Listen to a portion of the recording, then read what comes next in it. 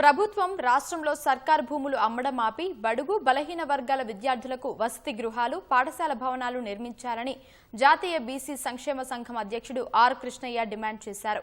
వసతి గృహాలు సొంత భవనాలు నిర్మించి అద్దె బకాయిలు చెల్లించాలని కోరుతూ హైదరాబాద్ ధర్నా చౌక్లో పెద్ద ఎత్తున విద్యార్థులతో కలిసి బీసీ సంఘం నాయకులు ధర్నా చేశారు. వసతి గృహాల బకాయిలు చెల్లించాలని ప్రభుత్వానికి వ్యతిరేకంగా నినాదాలు చేశారు. ప్రభుత్వం కాంట్రాక్టర్లకు బిల్లులు చెల్లిస్తుంది, కానీ విద్యార్థుల బకాయిలు ఎందుకు చెల్లించడం లేదని ఆర్ కృష్ణయ్య ప్రశ్నించారు.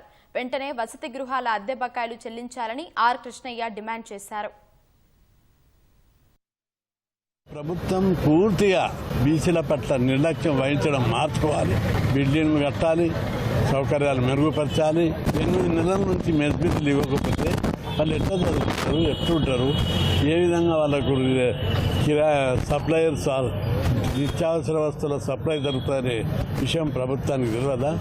కాంట్రాక్ట్ ఉన్న బిల్లులు ఇస్తారు, ఇది హాస్టల్ బిల్లులు ఇవ్వరా? మీరు ఏంటిది తమాషా ఉందా?